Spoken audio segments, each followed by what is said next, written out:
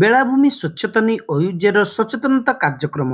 ସମୁଦ୍ର ଉପକୂଳବର୍ତ୍ତୀ ଗ୍ରାମବାସୀ, ପର୍ଯ୍ୟଟକ, ବେଳାଭୂମିରେ ଭୋଜି କରୁଥିବା ଛାତ୍ରଛାତ୍ରୀ, ଯୁବକ ଏବଂ ମତ୍ସ୍ୟଜୀବୀମାନଙ୍କ ମଧ୍ୟରେ ବେଳାଭୂମି ପରିବେଶକୁ ସ୍ୱଚ୍ଛ ଏବଂ ସୁରକ୍ଷିତ ରଖିବା ପାଇଁ ଜନଜାଗରଣ ସୃଷ୍ଟି କରିବା ଉଦ୍ଦେଶ୍ୟରେ ଅୟୁଜେ ପକ୍ଷରୁ ଏକ ସଚେତନତା କାର୍ଯ୍ୟକ୍ରମ ଅନୁଷ୍ଠିତ ହୋଇଯାଇଛି।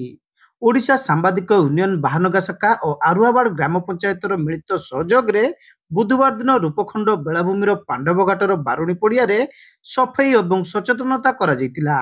ବେଳାଭୂମିର ପରିବେଶ ସୁରକ୍ଷିତ ରହିଲେ ଅଧିକରୁ ଅଧିକ ପର୍ଯ୍ୟଟକ ଆସିବା ସହ ସମ୍ପୃକ୍ତ ସ୍ଥାନର ଗୁରୁତ୍ୱ ବୃଦ୍ଧି ପାଇବ ବୋଲି ମତ ପ୍ରକାଶ ପାଇଥିଲା। ଅଗଭୀର ସମୁଦ୍ର ବେଳାଭୂମିରେ ବୁଲିବାର ମଜା ନେବାକୁ ହେଲେ ତାର ପରିବେଶ ସୁରକ୍ଷିତ ରଖିବା ଆମ ସମସ୍ତଙ୍କର ଗୁରୁଦାୟିତ୍ୱ ବୋଲି ବିଶିଷ୍ଟ ବ୍ୟକ୍ତିମାନେ ମତବ୍ୟକ୍ତ କରିଥିଲେ। ଏହି କାର୍ଯ୍ୟକ୍ରମରେ ସ୍ଥାନୀୟ ସରପଞ୍ଚ ନମିତା ରାଣୀ ବିନ୍ଧାଣୀ ମୁଖ୍ୟ ଅତିଥି ଭାବେ ଯୋଗଦେଇ ପରିବେଶ ସୁରକ୍ଷା ଉପରେ ଗୁରୁତ୍ୱାରୋପ କରିଥିଲେ।